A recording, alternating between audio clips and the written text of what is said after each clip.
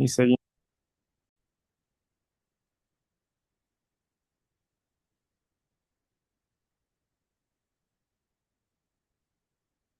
Buenos días, hermanos.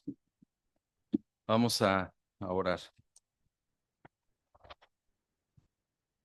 Señor, te estamos tan agradecidos porque, como cantamos, grande es tu fidelidad, Señor. Esa fidelidad desde el principio de la creación, desde todo el pasar de la historia del pueblo de Israel, esa fidelidad a tu palabra cuando prometiste un Salvador y ese Salvador era tu mismo Hijo, nuestro Señor Jesucristo. Y esa fidelidad, Señor, es la que nos mantiene como creyentes y es la que nos mantiene también como iglesia. Señor, pido en esta mañana que sea tu palabra la que hable no solamente a nuestra mente, sino que hable y transforme nuestros corazones. Señor, porque reconocemos que hemos hecho y hacemos lo malo delante de tus ojos, pero Señor, también reconocemos que nuestra confianza está en un Dios perdonador, misericordioso y clemente. Señor, ponemos en tu tiempo, en este tiempo en tus manos, Señor. Transforma nuestras vidas, transforma incluso nuestra propia voluntad, que renunciemos a la nuestra para poder cumplir la tuya. Pedimos todo esto en el bendito nombre de nuestro Señor Jesucristo. Amén. Mis hermanos, quisiera que me acompañaran y abriéramos la escritura en la primera carta a los Corintios. Y quisiera pedirles que este tiempo que estudiemos la escritura, tengamos el corazón que tenía la iglesia, los hermanos de Berea. Dice la escritura que eran nobles, que recibían la palabra y que aunque la recibían de hermanos fieles como Pablo, iban y la escudriñaban para ver que todo estuviera pegado con respecto a la escritura. Quisiera invitarles a que este mensaje, que primeramente lo tomo para mí, lo tomemos como iglesia Ampliación Los Ángeles. Somos vasos de barro nosotros, pero el mismo Señor Jesucristo dijo en relación a los fariseos que hicieran lo que ellos decían, no tanto lo que hacían, porque lo que merece la obediencia, lo que merece la atención, no es el orador, no es el vaso de barro, lo que merece la atención y la obediencia es la palabra misma del Señor. Y esa es mi solicitud y mi petición de que todo lo que estudiemos el día de hoy, vayamos, lo analicemos a través de esos ojos espirituales, lo analicemos a través de la escritura, separando nosotros nuestra voluntad, nuestro discernimiento, nuestro punto de vista y lo enfoquemos en su palabra, en su voluntad, en lo que Él quiere para nosotros, en lo que Él quiere para su iglesia. Y el nombre que pues puse a este mensaje es Corinto, una iglesia bendecida. Y la base para esta reflexión y meditación es la primera carta a los Corintios. Y podríamos pensar cómo Corinto pudiéramos decir que era una iglesia bendecida. Cuando nos enfocamos en los problemas que esta iglesia tenía, cuando nos enfocamos en los las dificultades y la pecaminosidad que esta iglesia enfrentaba, ¿cómo podríamos pensar que esta era una iglesia bendecida? Y puse como nota general, bendecidos aún en medio de la diversidad, perdón, de la adversidad por la fidelidad de Dios. Y vamos nada más a dar un breve contexto de lo que era esta iglesia, cómo se fundó, quién la fundó. Sí, esta iglesia fue fundada por Pablo en su segundo viaje misionero, aproximadamente en el año 50, 51, después de nuestro Señor Jesucristo. Dice la Escritura que Pablo hizo un viaje que empezó en Antioquía, fue y dio la vuelta, llegó a Corinto, terminó este viaje en Jerusalén.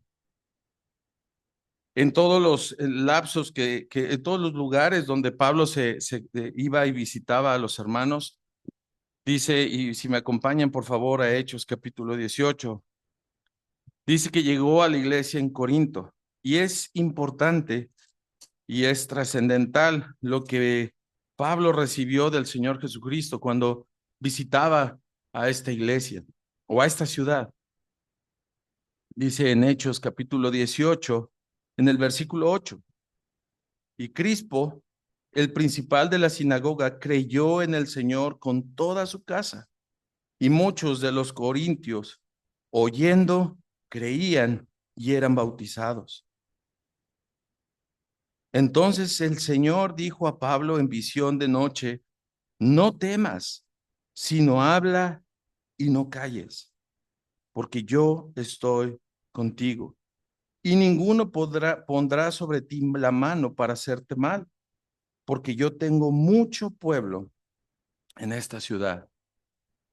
Esta ciudad, algunos historiadores y algunos autores de libros que han estudiado la cultura que estaba en ese entonces o que atravesaba la iglesia, mencionan que la iglesia o la ciudad de Corinto era una ciudad muy importante, era una ciudad como le llaman actualmente cosmopolita, comercial, que tenía muchísima influencia por la cultura grecorromana. Sin embargo, esto para la iglesia representaba desafíos éticos, morales y espirituales, especialmente para los nuevos creyentes. Algunos lo comparan con ciudades grandes como Nueva York, aquí en México podríamos decir Ciudad de México. Era una ciudad muy, muy importante. Una de las cosas a resaltar en todo el viaje misionero de Pablo es que en esta ciudad él duró año y medio. Año y medio él llegó, ¿sí? Y estableció esta iglesia. Es importante notar que el Señor Jesucristo en visión le dice a Pablo, no temas, sino habla y no calles. ¿Sí? Es decir, Pablo estuvo en esa ciudad con la finalidad de hablar lo que el Señor le decía que tenía que hablar. Sin embargo, en la carta a los Corintios, en la primera, encontramos que esta iglesia era una iglesia que enfrentaba varios conflictos. De hecho, en todas las cartas que encontramos en el Nuevo Testamento, la iglesia de Corinto podríamos decir que era cualquier descripción sobre ella, excepto una iglesia ejemplar. Era una iglesia que enfrentó todas estas problemáticas, divisiones internas. Había hombres dentro de la misma iglesia que decían que unos seguían a Pablo, ¿sí? Otros seguían a Apolos y otros a Pedro. Y cada quien tenía otros a Cristo, ¿sí? Y cada uno tenía su favorito. Cada uno tenía aquel que idealizaba como la corriente que debería de seguir. Pablo, el fundador de esta iglesia. Apolos dice en Hechos que era un varón elocuente, poderoso en las escrituras. ¿Sí? Pedro, pues sabemos que fue uno de los discípulos que caminó con el Señor Jesucristo. Y sin embargo, todos estos vemos que Pablo escribe en esta carta la problemática de división que enfrentaba esta iglesia. También encontramos en esta carta que Pablo reprendió fuertemente y públicamente un acto de inmoralidad. Vemos también que en esta iglesia había hermanos que habían llevado a juicio a otros hermanos y Pablo los reprendía. Vemos también que había desorden en el culto. Una de las cosas es que en la cena del Señor dice, cuando se reúnen, no se reúnen para lo bueno. Cada quien mira por lo suyo. Había confusión doctrinal. Algunos negaban la resurrección de los muertos, por lo cual negaban la resurrección de nuestro Señor Jesucristo. Otros tenían conceptos en relación al matrimonio, otros en relación a las lenguas, otros en relación al velo.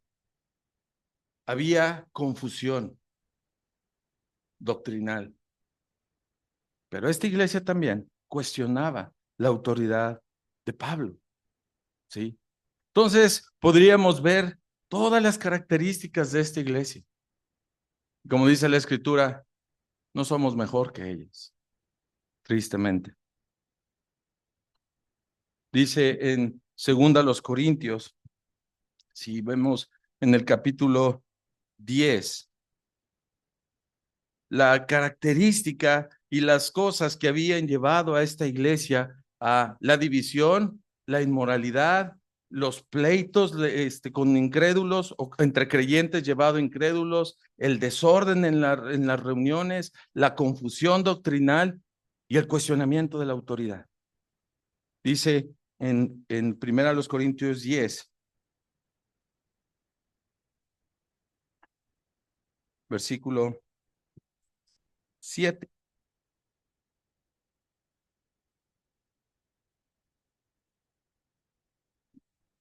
Perdón, dije segunda, ¿verdad? Segunda de los Corintios, yo soy el que está mal aquí. Segunda de los Corintios 7, perdón, 10, versículo 7. Miráis las cosas según la apariencia.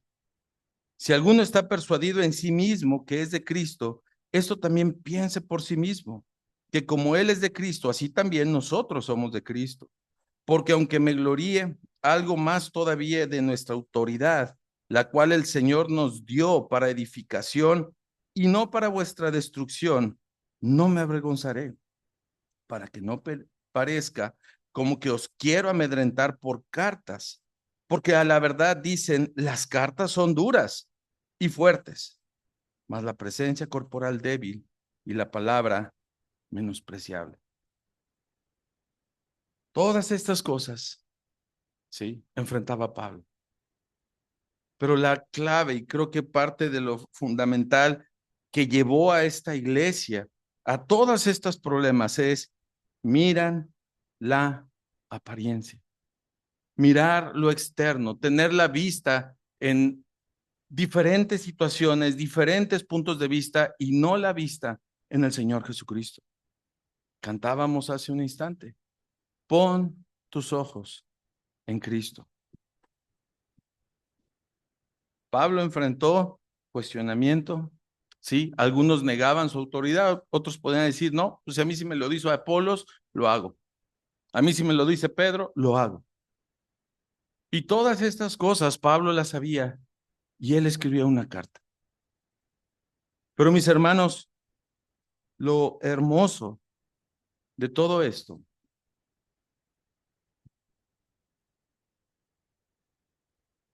diríamos, la iglesia de Corintios estaba llena de problemas.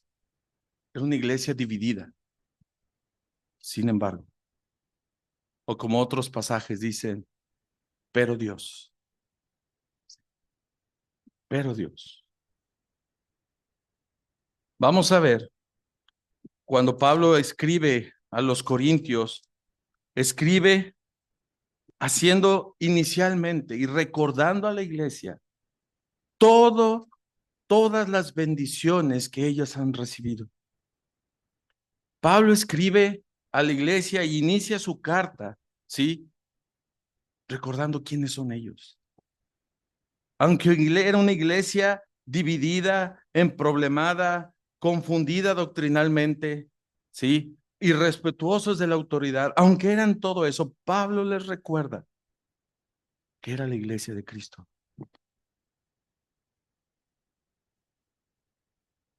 Eran como ese barro en manos del alfarero,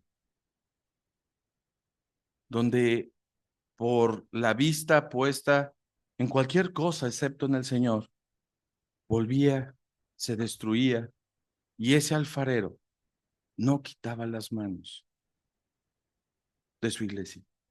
No la desechaba, no la excluía, sino quería transformar la vida de cada uno de ellos. En los versículos del 1 al 9, Pablo hace mención de todas las bendiciones que Dios había derramado para esta iglesia, a pesar de lo que eran, a pesar de sus problemas. Pablo, vamos a ver ahorita que enumera las bendiciones. Vamos a ver cómo Pablo, aún en medio de la rebeldía de esta iglesia, Pablo podía ver en los creyentes la obra que el Señor quería hacer en ellos. Pablo tenía ojos para ver la obra que Dios estaba haciendo y quería hacer con cada miembro de la iglesia en Corinto. Y mis hermanos, si un creyente no puede ver en la iglesia de Cristo lo que Pablo vio en la iglesia de Corinto, la obra que Dios hace en cada uno de sus hijos, si algún creyente no puede ver esta obra, y si un creyente no puede ver las bendiciones que Dios derrama sobre su iglesia, a pesar de los problemas, a pesar de los problemas incluso como Corinto, si un creyente no puede ver la obra de Dios en la vida de los hermanos, para este creyente será prácticamente imposible avanzar en su fe. Poco a poco empezará a llenarse de suspicacia y desconfianza hacia los hermanos. Empezará a enfocarse en las faltas y las fallas de los hermanos, porque no está viendo la obra de Cristo en la iglesia. Empezará a tener un sentido crítico que como resultado dará una esterilidad en sus frutos. Empezará a rechazar a parte de la iglesia, empezará a desechar a parte de los hermanos. Yo les pregunto, hermanos, a los que son casados, ¿qué si alguien, tu mejor amigo, te dijera, yo contigo voy a donde quieras?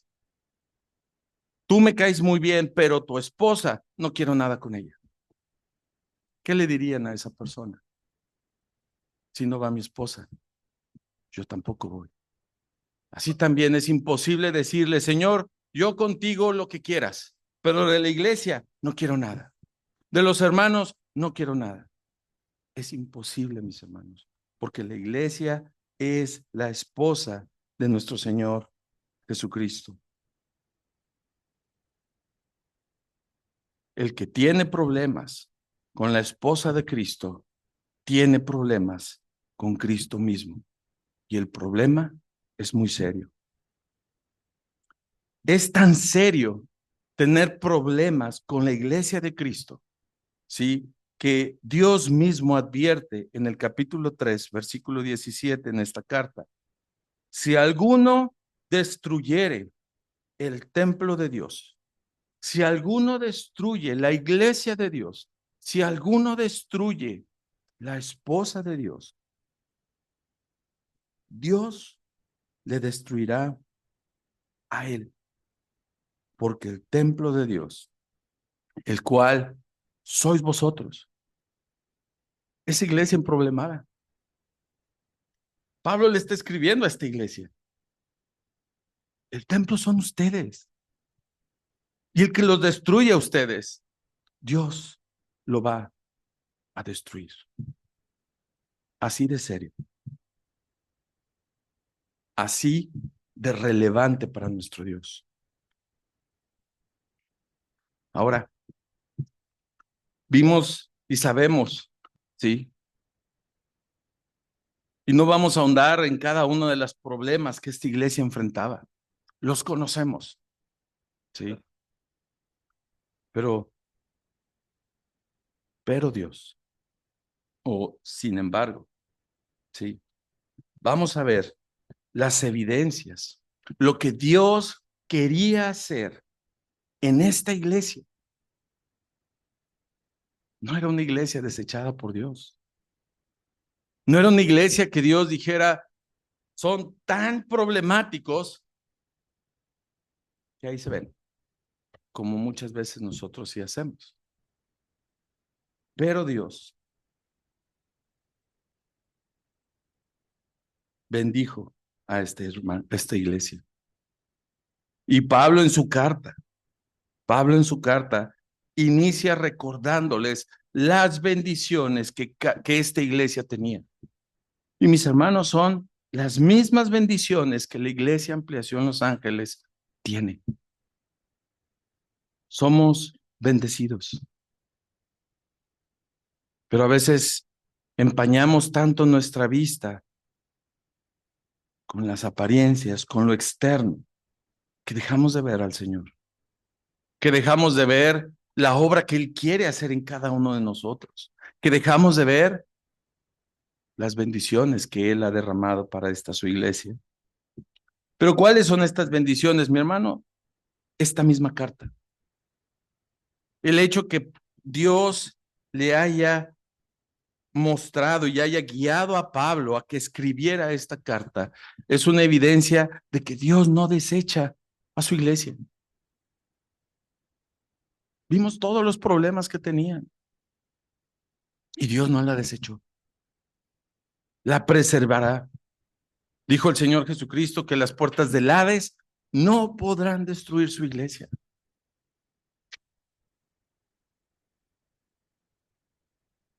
A pesar de todos sus problemas, el Señor no se había olvidado de los corintios. A pesar de los problemas de Ampliación Los Ángeles, el Señor no se ha olvidado de la iglesia en la Ampliación Los Ángeles. La exposición de la palabra de Dios, el que el Señor les muestre a esta iglesia a través de esta carta cómo podían solucionar cada uno de esos problemas. Es una muestra de las bendiciones que Dios derramaba para estos hermanos. El Señor dijo, arréglenselas, pónganse de acuerdo y a ver cómo le hacen. El Señor dijo a través de esta carta cómo se debían resolver todos los problemas que la iglesia enfrentaba en Corinto. Y es a través de esta misma carta que el Señor, y su palabra completa es que el Señor puede manifestar cómo se pueden resolver los problemas que actualmente tenemos. Muchas veces nos acostumbramos tanto a la exposición de la palabra que perdemos de vista el privilegio que es el que se predique la sana doctrina. Nos acostumbramos, vemos como es algo ya de cada 8 días. Mis hermanos, la palabra del Señor es viva y eficaz. Tú vas a un psicólogo y él te dice lo que quieres escuchar, ¿sí? Porque para eso le pagas. Pero por más que quisiéramos nosotros pedirle a Dios que su palabra diga lo que queremos nosotros, la palabra de Dios es viva, es eficaz y es cortante, penetra hasta las coyunturas. Sí, a través de ella podemos encontrar consuelo, a través de ella podemos encontrar ánimo, pero también a través de ella encontramos dirección, lo que tenemos que ser como iglesia. Lo primero, mis hermanos, y bueno, no es lo primero, otra de las bendiciones que el Señor manifiesta en esta carta. Versículo 2. A la iglesia de Dios que está en Corinto. A la iglesia de Dios que está en Corinto. ¿De quién es la iglesia? De Dios. No es de Pablo, no era de Apolos, no era de Pedro, no era de los ancianos, no era de ningún miembro. La iglesia es de Dios. Esta iglesia de Corinto le pertenecía a Dios y por eso Dios quería restaurar a esta iglesia. Esta iglesia de Ampliación Los Ángeles le pertenece a Dios, no a los hermanos fieles de antaño. A nosotros no nos pertenece. Esta iglesia le pertenece a Dios.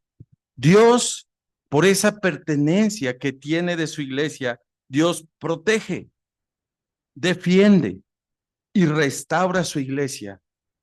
¿Cómo? Con sus propios recursos. Y el recurso que Él ha dejado para proteger, defender y restaurar únicamente es su palabra. Cualquier proceder contrario a la Escritura es diabólico. No restaurará la iglesia, destruirá la iglesia, o al menos eso intentará. Pero recordemos cuál es la advertencia, no de Pablo, de Dios mismo, al que destruye la iglesia. Dios ha dado el recurso por el cual la iglesia puede ser restaurada, y lo estamos viendo aquí. Su palabra es la forma en que nosotros podemos encontrar la sanidad y la restauración de esta iglesia. Dice a la iglesia de Dios que está en Corinto, a los santificados en Cristo Jesús, llamados a ser santos, con todos los que en cualquier lugar invocan el nombre de nuestro Señor Jesucristo, Señor de ellos y nuestro. No solamente el Señor recuerda en esta carta a la iglesia que son propiedad de Dios, sino les recuerda cuáles son el propósito de ellos.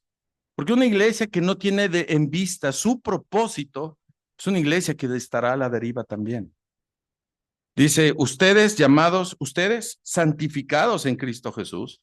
Cuando nosotros recibimos al Señor Jesucristo como Señor y Salvador, ¿sí? Somos santificados, somos apartados para Él. Pero también somos llamados a mantener esa santidad. Mis hermanos, eso no es legalismo. Eso es el llamado de Dios para sus hijos. Santidad. La iglesia de Cristo es de Cristo. Cristo la ha separado, la ha hecho para Él, pero también la ha llamado y la ha encomendado a ser santificados. Sin embargo, no hemos llegado a esa plena santificación. No hemos llegado a ese estado de perfección. Estamos en esta carne. Pecamos, fallamos y el Señor lo sabe. Pero vemos aquí la misericordia de Dios, cómo esta iglesia que falló tanto, el Señor busca restaurarla.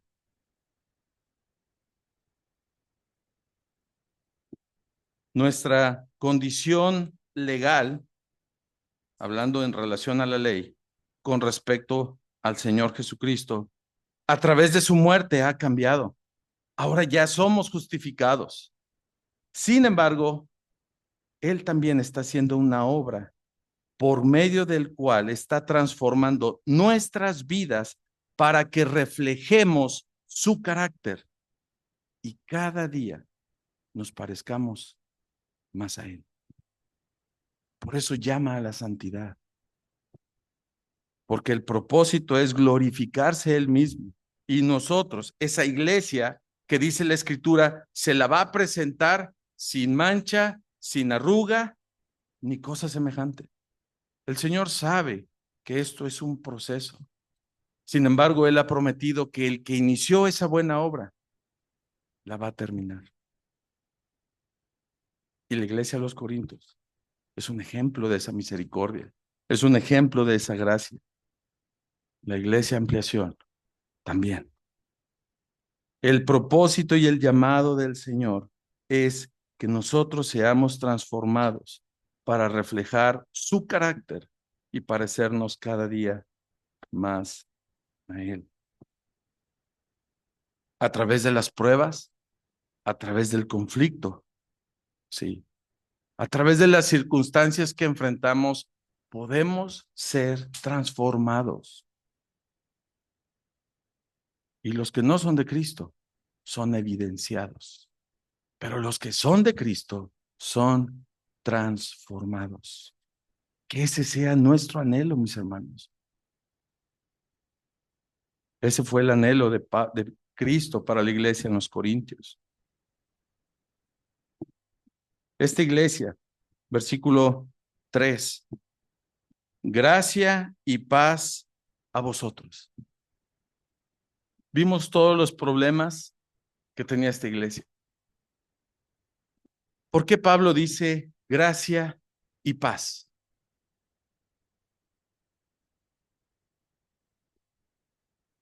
Si lo que parece es que esta iglesia tenía todo menos gracia, mucho menos paz. Pablo les recuerda que la paz del Señor no depende de las circunstancias, sino depende de la comunión y la relación que cada miembro de la iglesia tenga con su Señor. ¿Cuántas veces hemos experimentado en las pruebas físicas, laborales, familiares, hemos experimentado esa paz en el Señor? Pues es lo que el Señor quiere, que aún a pesar de las pruebas que como iglesia los corintios tenían, ellos experimentaran la gracia y la paz de nuestro Señor Jesucristo. Es una paz, dijo el Señor, que no es como la del mundo. Ahorita cantábamos, guerras y guerras, solo habrá nación contra nación, sí. Dice, por haberse extendido la maldad. Cuando la maldad llega, cuando dejamos de ver al Señor Jesucristo, cuando dejamos de ver el propósito de transformación que quiere para nuestras vidas, lo que viene a nosotros es esa maldad. Pablo les recuerda a esta iglesia que tienen una paz que no es como la que el mundo da. Sí. Es una paz perfecta. Es una paz que sobrepasa todo entendimiento. La reacción natural cuando estamos en medio de una tribulación es una reacción carnal. Dice Santiago, ¿de dónde vienen las guerras? No es de sus propias pasiones, no es de sus propias concupiscencias. Pablo le recuerda a la iglesia en Corintio que independientemente de las circunstancias que estén enfrentando, por el simple hecho de estar en Cristo, pueden disfrutar del favor de Dios, pueden disfrutar de la gracia y la paz. Y así también nosotros, mis hermanos. Así también nosotros debemos disfrutar y poner nuestra mirada en el Señor, porque aún en medio de la tribulación que como iglesia podemos enfrentar, si somos bíblicos, si estamos centrados en la Escritura, no solamente haremos lo que la Escritura pide, sino disfrutaremos esa paz y esa gracia. Un hombre llamado William Couch dijo, cuando dirijo mis ojos a mí, solo veo vacío y debilidad. Pero cuando miro a Cristo, solo veo plenitud y suficiencia.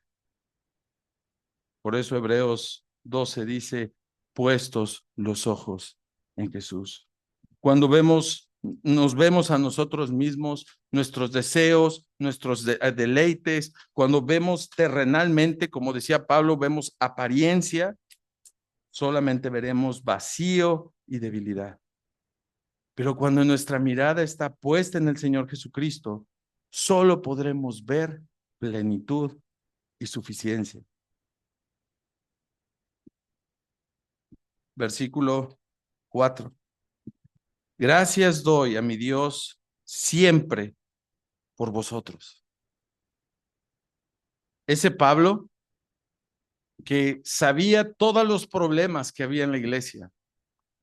Ese Pablo que incluso sabía que él mismo era desechado por un grupo de la iglesia.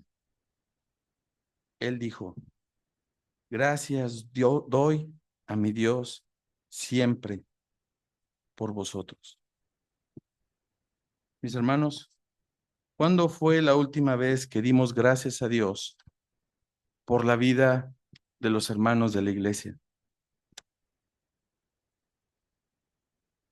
Si no tenemos ojos para ver lo que Dios quiere hacer y está haciendo en la vida de nuestros hermanos, terminaremos siendo hipercríticos y murmuradores de los hermanos, atentando y destruyendo a la iglesia que solo le pertenece a Cristo.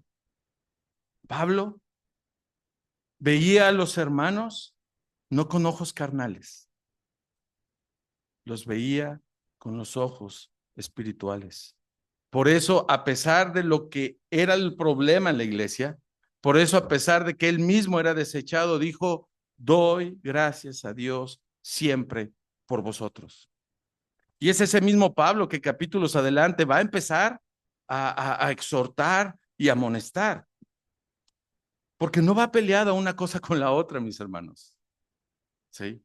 Podemos ver el amor de Pablo a la iglesia, podemos ver la gratitud de Dios hacia la iglesia, la gratitud de Dios por la iglesia, y por ese mismo amor y por esa misma gratitud, Pablo escribió todo lo que viene en los siguientes capítulos.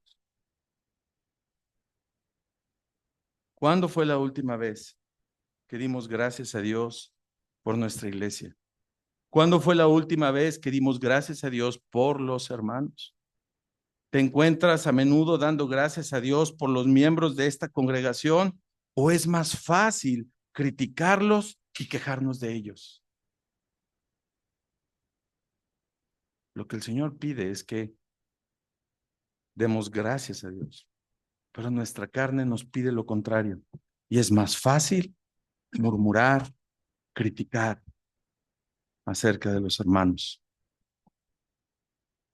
¿Cuánto me falta crecer en esta área? ¿Cuánto nos falta como iglesia crecer en esta área? Pablo daba gracias a Dios por esta iglesia, la amaba, oraba por ellos, pero por ese mismo amor también exhortaba, amonestaba el pecado que había en la iglesia. Y las bendiciones, mis hermanos, que vamos a ver salteadamente por el tiempo, en el versículo 6, a partir del versículo 6 y al 9, las voy a enumerar. Dice, bueno, desde el 5, perdón, porque en todas las cosas fuisteis enriquecidos en él, en toda palabra y en toda ciencia. ¿Sí? Así como el testimonio acerca de Cristo ha sido confirmado en vosotros, de tal manera que nada os falta en ningún don, esperando la manifestación de nuestro Señor Jesucristo, el cual también os confirmará hasta el fin, para que seáis irreprensibles en el día de nuestro Señor Jesucristo. Fiel es Dios, por el cual fuisteis llamados a la comunión con su Hijo Jesucristo, nuestro Señor. Mis hermanos, muchas veces como iglesia dejamos de ver todas las bendiciones que el Señor ha derramado sobre nosotros. Pablo les dice que son una iglesia enriquecida en toda palabra. Esta iglesia, Ampliación Los Ángeles, es una iglesia que por muchísimos años, desde que era tierra esto, desde que había una carpa ahí atrás, ha sido una iglesia que ha sido enriquecida por la palabra de Cristo. Nada nos falta para ser perfeccionados en santidad. Tenemos el mayor regalo que el Señor pudo dejarnos, el Espíritu y su palabra. En la iglesia de Corinto tenían todo lo que se necesitaba para salir de los problemas que había. Solo tenían que ser bíblicos. Eso era lo que tenían que hacer, ser bíblicos, y es por eso que Pablo continuó escribiendo esta carta. Precisamente por estas bendiciones y riquezas espirituales que tenía esta iglesia y por lo que esta iglesia era, es que el diablo quería hacer todo lo posible por contrapuntear o indisponer a los creyentes con su iglesia local. El enemigo sabe que Dios ha dotado a su iglesia de todos los recursos necesarios para que sea una iglesia gloriosa, sin mancha, irreprensible, bendecida. Satanás sabe que él está derrotado porque Dios ha proveído todos esos recursos, pero tiene un instrumento: la carnalidad del hombre. Y lo que él hace para destruir o contrarrestar todo lo que Dios ha dado, que es lo que Pablo está recordándole a la iglesia. Vean todas las bendiciones que Dios les ha derramado. Pero en lugar esta iglesia de ver esas bendiciones, veían sus propios intereses. Veían lo que les convenía. Perdieron de vista las bendiciones. El enemigo sabe que está derrotado. Por eso la iglesia no es atacada, al menos aquí en México, por fuera. No padecemos persecución. Satanás no podemos decir que utiliza el gobierno para venir a quitar la paz de la iglesia. Satanás utiliza la carnalidad del hombre para destruir su iglesia. Pero Dios ha dotado a su iglesia de todos los recursos para que esta iglesia sea una iglesia victoriosa, que sea una iglesia bíblica, apegada a su palabra. El diablo quiere aislarte del resto de los miembros. Él quiere aislarte de la iglesia porque él sabe que la santidad es un proyecto, es algo en conjunto con la iglesia, no individual.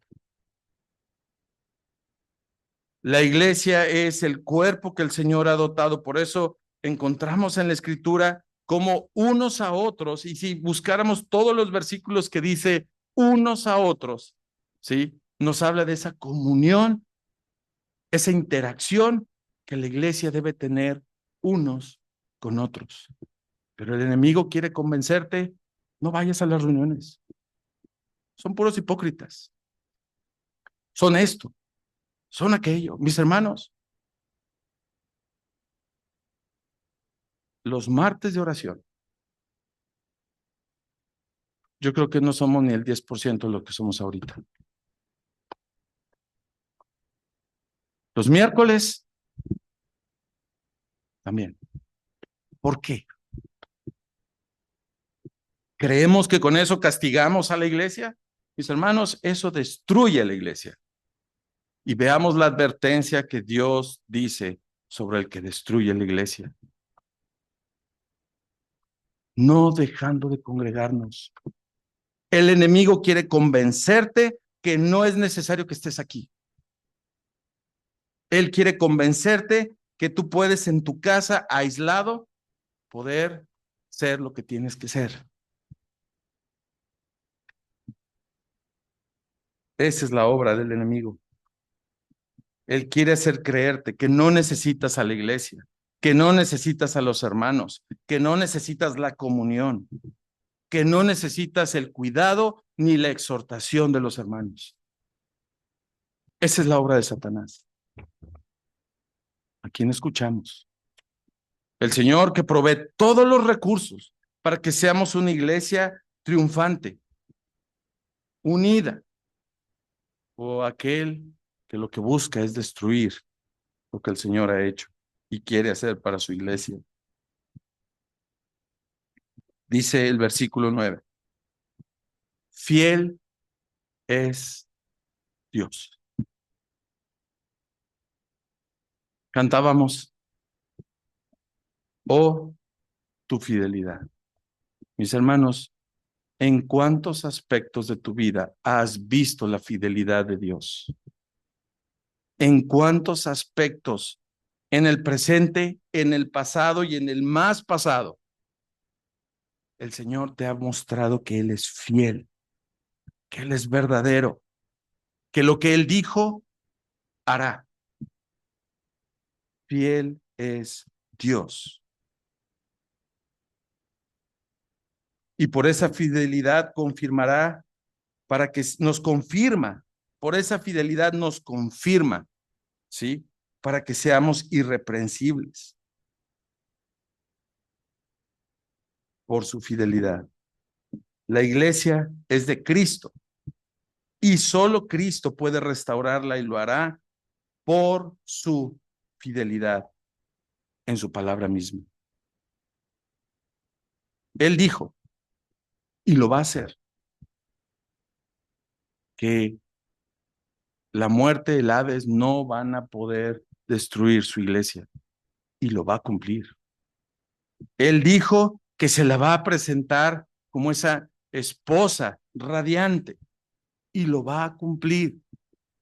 Pero también dijo que el que destruye el templo lo va a destruir y también lo va a cumplir, porque es su esposa. Tengamos cuidado, mis hermanos, de no estar destruyendo la iglesia. Tengamos cuidado, porque la advertencia no viene de Pablo, no viene de los ancianos, viene de Dios mismo. Si destruís el templo de Dios, Dios mismo os destruirá a vosotros. Y hermanos, esta advertencia está escrita a creyentes, no a inconversos. Esta advertencia, o voy a especificar más, esta advertencia está directa, ¿sí?, a quienes tienen ese propósito, que yo dudaría que fueran creyentes. Pero están infiltrados en la iglesia, en las escrituras vemos que hay infiltrados, y Judas lo dice. No podemos cegarnos y decir que eso no va a suceder porque Judas lo dice. La escritura lo dice, que habrá infiltrados.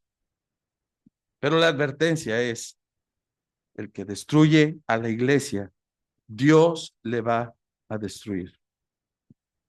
Vamos a concluir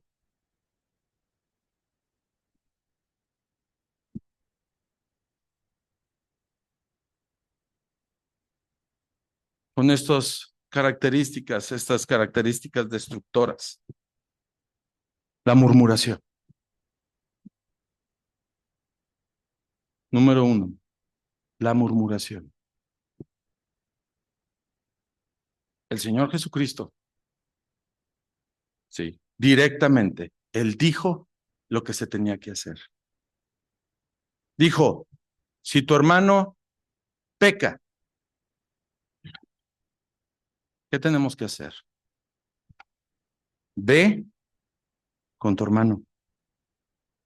Si tu hermano peca y tu interés es genuino y tu interés es la restauración del hermano, ve, repréndelo. Y si te oye, eres el mejor. Si te oye, eres más inteligente. Si te oye, eres más espiritual. No, mis hermanos.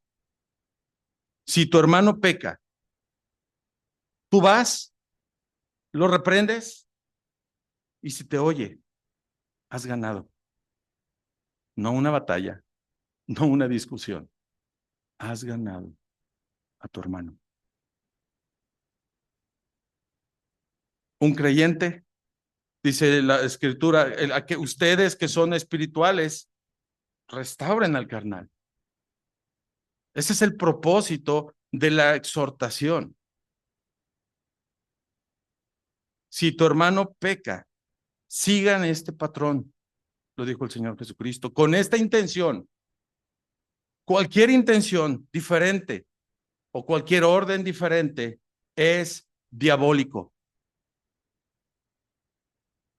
Normalmente, lo que muchos hacen, si tu hermano peca, Ve con 2 o 3 y cuéntaselos. Si tu hermano peca, ve y platícalo. ¿Qué se logra con eso? ¿Restaurar?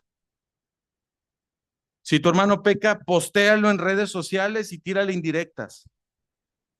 ¿Qué se logra? ¿Restaurar o destruir? Y el que destruye la iglesia, Dios le va a destruir. La murmuración, el chisme, la crítica, es una evidencia de aquel que quiere destruir la iglesia. Si tu hermano peca, ve y tú, porque a lo mejor eso que tú supiste no es verdad. Y ahí te va a aclarar. ¿Y sabes qué? Ya no es necesario que vayas con 2 o 3 testigos. Si tu hermano peca, ve, repréndele y has ganado a tu hermano. No te oye, se resiste, ¿sí? Entonces sí, toma testigos. ¿Cuál es la finalidad? La finalidad sigue siendo la misma, hermanos. Ganar al hermano, no ver quién tiene razón, no ver quién es más espiritual. La razón, la finalidad, el objetivo de ir con testigos y con al hermano es ganar al hermano mismo. Y si no los oye, entonces dilo a la iglesia. Sí.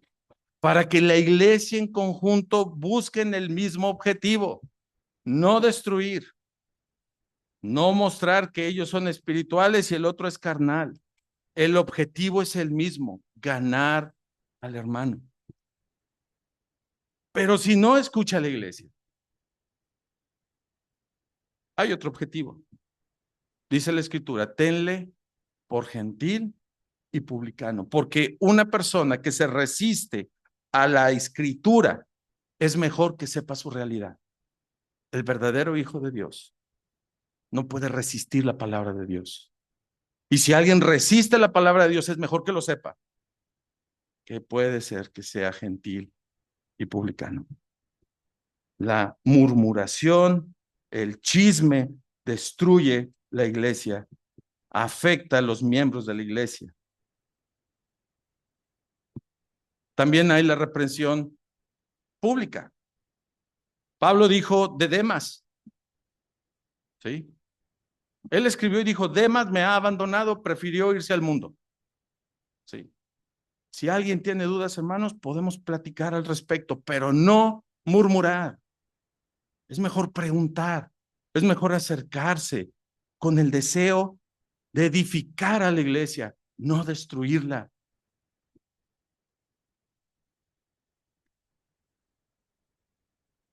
Este es el patrón de Dios, mis hermanos. Este es el patrón que edifica la iglesia. Cualquier cosa diferente destruye la iglesia.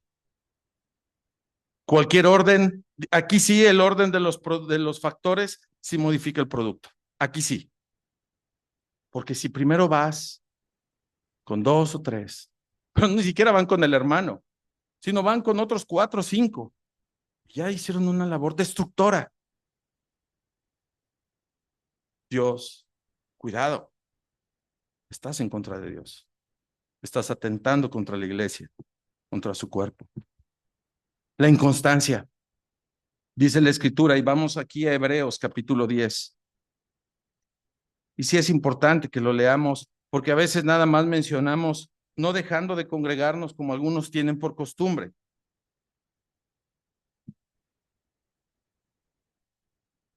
Hebreos 10, versículo 19. Así que hermanos, teniendo libertad para entrar en el lugar santísimo. Mis hermanos, en el Antiguo Testamento, ¿quiénes tenían libertad de acercarse al lugar santísimo? ¿Quiénes? ¿Todos? Solo los sacerdotes. Y eso, cualquier error que pudieran cometer, les podía causar la muerte. Y dice aquí el escritor, iglesia, ustedes, iglesia de Ampliación Los Ángeles, tienen libertad de entrar en el lugar santísimo. Continuamos en el versículo 19. Para entrar en el lugar santísimo por la sangre de Jesucristo, por el camino nuevo y vivo que Él nos abrió a través del velo, esto es de su carne, y teniendo un gran sacerdote sobre la casa de Dios, acerquémonos con corazón sincero, en plena incertidumbre de fe, purificados los corazones de mala conciencia y lavados los cuerpos con agua pura. Mantengamos firme sin fluctuar la profesión de nuestra esperanza, porque, otra vez, no porque los hermanos lo merezcan, no porque son perfectos, sino porque fiel es el que lo prometió. Por la fidelidad de Dios es que nosotros tenemos que ser firmes, persistentes en congregarnos como iglesia. Dice, y considerémonos unos a otros para estimularnos al amor y a las buenas obras. Y la única forma de hacerlo, otra vez, perdón que insista, no son las redes sociales. La única forma de hacerlo es no dejando de congregarnos como algunos tienen por costumbre, sino exhortándonos, y tanto más cuando veis que aquel día se acerca. Mis hermanos, hoy está más cerca la venida del Señor. Por eso tenemos que estar juntos como iglesia. Los domingos, los martes, los miércoles. Se ha dicho, es que ¿por qué ya no nos reunimos las mujeres a orar? Los martes no venimos a orar. Es que ¿por qué no hay reunión de varones para estudiar? Los miércoles no venimos a estudiar. No dejando de congregarnos, mis hermanos. La inconsistencia, la fluctualidad afecta a otros, desanima a otros, destruye el cuerpo de Cristo. Me voy más rápido. Distorsión de la sana doctrina. Primera de Timoteo 4:6. Y no solamente el que haya distorsión o que alguien quiera distorsionar la sana doctrina, atenta y sí es un atentado contra la iglesia, pero atenta más el seguir la falsa doctrina. Sí. Primera de Timoteo 4:16. Ten cuidado de ti mismo. No se trata de lo que yo pienso, lo que yo creo, lo que supongo. Ten cuidado de ti mismo y de la doctrina. ¿Cuánto cuidas la doctrina en tu vida? ¿Qué tanto la cuidas? ¿Qué tanto la atesoras? Persiste en ello, pues haciendo esto te salvarás a ti mismo y a los que te oyeren. Dijo un hermano, bueno, voy a especificar, Martín Lutero, la paz siempre que se pueda, la verdad a cualquier precio. Y muchos creyentes, incluso defendiendo esa verdad, fueron llevados a un coliseo y fueron martirizados por defender esa verdad. Cuidado con las falsas enseñanzas, cuidado con la falsa doctrina. Romanos capítulo 16, versículo 17. Dice, hablando de estos engañadores que buscan distorsionar la falsa doctrina, que su finalidad, dice versículo 17, mas os ruego, hermanos, que os fijéis en los que causan divisiones y tropiezos en contra de la doctrina que vosotros habéis aprendido y que os apartéis de ellos. Porque tales personas no sirven a nuestro Señor Jesucristo, sino a sus propios vientres, sus propios intereses, sus propios deseos, sus propios gustos. ¿Sí? Y con suaves palabras y lisonjas engañan los corazones de los ingenuos. ¿Sí? Porque vuestra obediencia ha venido a ser notoria a todos. Así que me gozo de vosotros, pero quiero que seáis sabios para el bien, e ingenuos para el mal. Y el Dios de paz aplastará en breve a Satanás bajo vuestros pies. Los engañadores, su finalidad son, dice aquí, sus propios vientres, sus propios propósitos. ¿Cómo lo van a hacer? Las palabras, hablando bonito, ¿sí? Convenciendo. Dice aquí, palabras suaves y con lisonjas. ¿Y a quiénes van a engañar? A los ingenuos. Por eso Pablo dice, seamos sabios, seamos discernientes, discernamos todo lo que recibimos. ¿A través de cuáles ojos? La palabra de Dios. Otro ataque es resistiendo y murmurando contra la autoridad. Romanos capítulo 13. Mis hermanos, el que se rebela contra la autoridad establecida por Dios llevará la mayor afectación.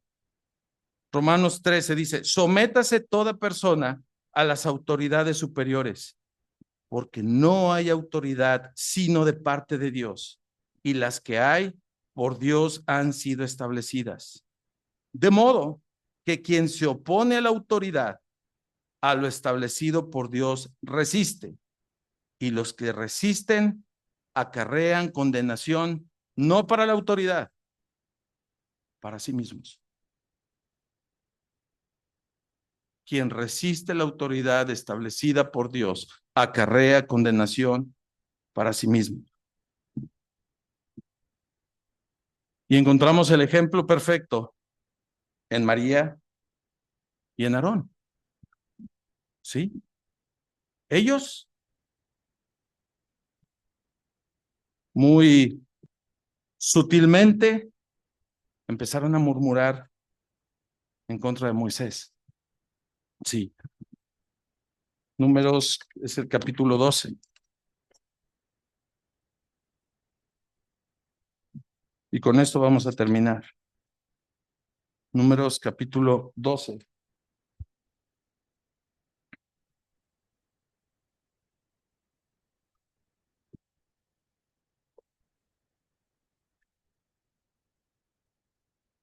Dice, cara a cara hablaré con él, y claramente y no por figuras, y verá la apariencia de Jehová.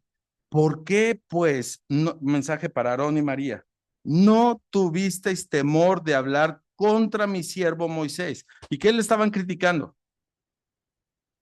¿Sí? Aarón y María estaban criticando a Moisés porque había tomado una mujer que no era del pueblo de Dios. Al menos ellos así lo veían. ¿Sí? Pero Dios defiende y pone la autoridad que él estableció. Dice, ¿por qué hablaron contra mi siervo Moisés? Entonces la ira de Jehová se encendió contra ellos. Mis hermanos, el Señor resiste al que resiste la autoridad. La ira de Dios se encendió contra ellos. Y alguien me decía, pero ese es el Antiguo Testamento. Acabamos de ver en el Nuevo Testamento las consecuencias del que resiste las autoridades establecidas por Dios. Entonces la ira de Jehová se encendió contra ellos y se fue. Fíjense. Y la nube se apartó del tabernáculo y he aquí que María estaba leprosa como la nieve. Y miró a Aarón a María y he aquí que estaba leprosa. Y más adelante dice que el pueblo de Dios no pudo avanzar hasta que ellos no fueran reintegrados o restaurados. La murmuración y la rebeldía afecta al pueblo de Dios, como afectó aquí. Y mis hermanos, este listado creo que podría ser muchísimo más extenso. Tengamos cuidado, mis hermanos. Tengamos cuidado porque estas características cada una de estas características son características de esos impíos que habla Judas. ¿Sí? Judas dice en el versículo 4, porque algunos hombres han entrado encubiertamente, los que desde antes habían sido destinados para esta condenación, hombres impíos que convierten en libertinaje la gracia de nuestro Dios y niegan a Dios, el único soberano, y a nuestro Señor Jesucristo. Convierten la gracia, distorsionan la doctrina. Y luego más adelante, en el versículo 8, no obstante, de la misma manera, también estos soñadores mancillan la carne. Y mancillar la carne quiere decir manchan la reputación de otros. ¿Sí? Mancillar la carne es manchar, perjudicar y buscar a través de la murmuración, dañar a otros. Y fíjense, rechazan la autoridad. Mis hermanos, tengamos cuidado. Tengamos cuidado. Esas son características del hombre impío. Y algunas de ellas podemos caer en ellas. Pero lo que hace la diferencia entre el creyente y el impío es que el creyente se arrepiente y cambia el rumbo. El Señor quiere restaurar su iglesia y ha dado todos los recursos para hacerlo, mis hermanos. Agarrémoslos. Es este. Seamos bíblicos. Dejemos atrás características que lo único que hacen es destruir a la iglesia. ¿Los hermanos son perfectos? No, no somos perfectos. ¿El liderazgo es perfecto? No, no es perfecto, pero fiel es Dios. Pablo lo que le dice a esta iglesia es que todo lo que deben hacer no es por los demás, es por la fidelidad de Dios. Fiel es Dios. Hermanos, detengamos la división porque fiel es Dios y la iglesia es suya. Demos gracias a Dios por cada uno de los hermanos, incluso aquellos que no simpatizamos, incluso aquellos que nos han lastimado o has lastimado. Demos gracias a Dios por ellos, porque fiel es Dios. Seamos bíblicos en nuestro actuar, en nuestro hablar, porque fiel es Dios. Seamos edificadores, no destructores, porque fiel es Dios. Pongamos nuestra mirada en nuestro Señor, porque fiel es Dios. No perdamos de vista, mis hermanos, que la iglesia no nos pertenece. No le pertenece a mi punto de vista, no le pertenece a mi grupo, no me pertenece, no le pertenece al liderazgo. La iglesia le pertenece a Dios y Él quiere presentársela sin mancha porque Él es fiel. Recordemos que somos santificados en Cristo, que somos llamados a ser transformados en santidad para reflejar su carácter. Y somos imperfectos ahorita. No lo hemos logrado, estamos lejos, pero fiel es Dios, que inició la obra y la va a terminar en cada uno de sus hijos. No miremos lo nuestro, no miremos lo nuestro propio, porque fiel es Dios, que Él nos va a dar lo que Él sabe es mejor para nosotros. Dejemos la inconsistencia y atendamos a su llamado a congregarnos, porque el que nos llamó a acercarnos es fiel, porque fiel es Dios. Vivamos vidas obedientes a su palabra, mis hermanos, y a las autoridades establecidas por Él, porque Él recompensa la obediencia. Él pedirá cuentas a la autoridad por su fidelidad, porque Él es fiel. Detengamos la murmuración, detengamos el chisme, detengamos la calumnia, porque también Dios es fiel a lo que Él dijo que iba a hacer contra quien atente con su iglesia. Mis hermanos, amémonos unos a otros de la manera que Él dijo que nos amáramos. Y la manera que Él dijo que lo hiciéramos es como Cristo nos amó. Y hagámoslo porque fiel es Dios.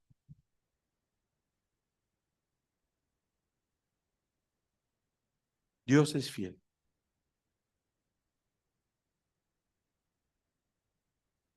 Y Él te llama a ti, me llama a mí,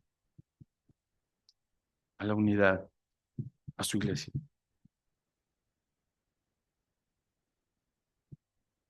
Él es fiel.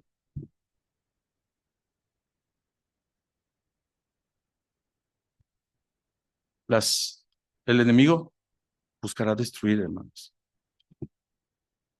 Pero ¿a quién nos aferramos? ¿A la fidelidad de Dios o al deseo del enemigo de destruir esa iglesia, esa esposa que el Señor solo está guardando el momento para venir y presentársela como esa esposa limpia, santa, sin mancha? Fiel es Dios. Hermanos, si Él es fiel, cantábamos en la mañana, al Señor seamos fieles. Si Él es fiel, también somos llamados a ser fiel a nuestro Señor.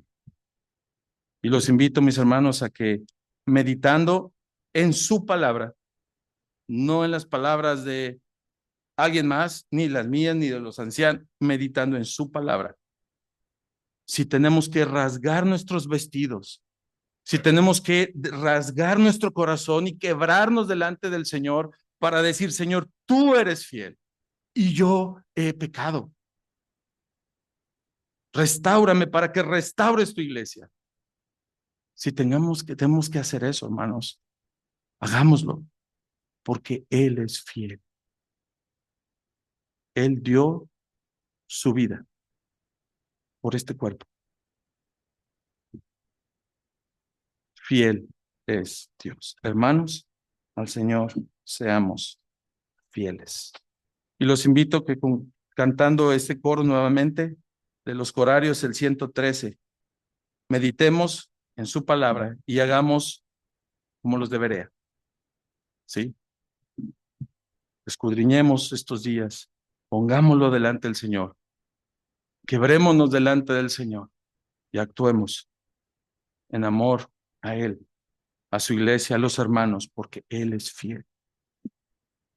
Los invito a que cantemos meditando al Señor, seamos fieles. Número 113.